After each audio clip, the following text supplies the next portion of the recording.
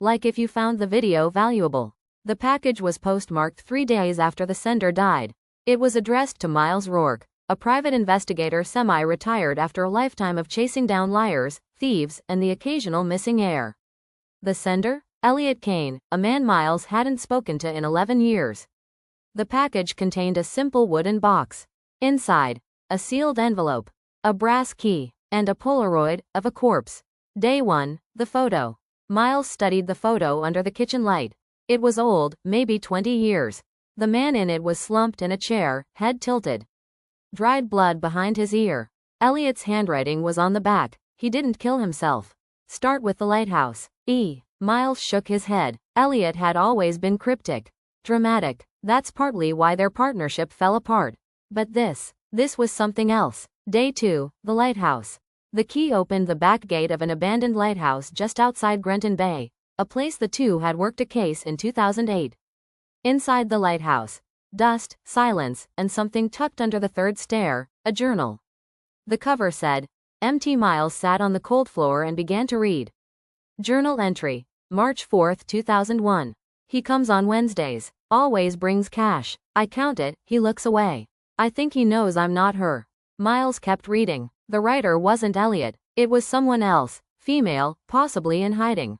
Pretending to be someone named Lisa. One entry ended with, "Elliot found me.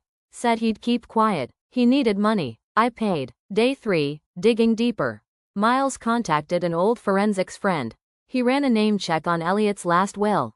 Turns out Elliot left everything to a woman named Marina Torres, MT, the journal's writer. And, according to public records, Marina Torres died 17 years ago. Day 4, the widow. Miles drove to the address linked to the will. A quiet house with a red mailbox and wind chimes. An elderly woman answered the door. "Yes," she said. "Are you Marina Torres?" "I was," she said. "A long time ago." He showed her the photo. "You know this man?" Her eyes didn't blink. "I knew all of them," she said. She invited him inside. The story unravels. Marina made tea, then spoke without hesitation. "There were 5 of us," she said. "In 1999, we worked under a man named Carson Vale. He was charming, powerful, and dangerous." "What happened?" Miles asked. "He turned on us. When we tried to leave, one of us died." "Lisa, the real Lisa." Miles froze. "You pretended to be her?" "I had to. She had protections. I didn't." "And Elliot? He found me in 2001. Blackmailed me. Said it was for my safety too. But I think he was working with Carson." She handed Miles a sealed envelope. "Elliot told me to give this to you. If he ever died unexpectedly." The envelope. Miles opened it in the car. Inside, a flash drive and a note. "You were always the better detective. I kept you out of it to keep you clean. But I need your help now. The man in the photo is Carson. He was murdered last month. And someone's making it look like I did it.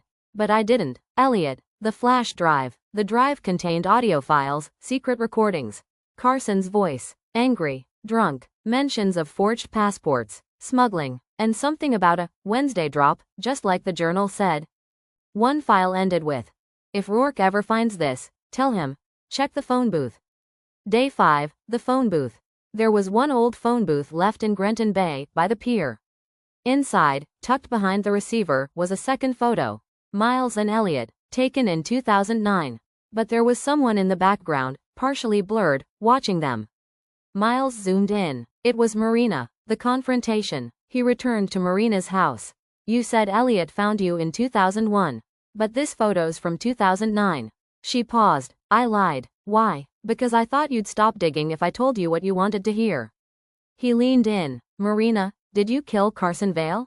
She looked away. "No, but I knew who would." She handed him a third envelope.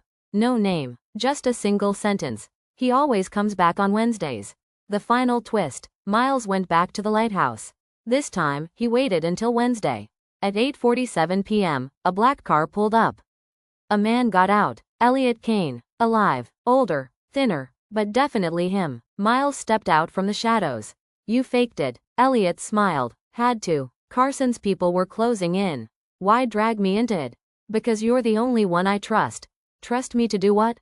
"To end it." Epilogue. 3 weeks later. The papers reported the body of Carson Vale was linked to a decades-old smuggling ring. But no arrests were made. No mention of Elliot Kane. No mention of Marina Torres.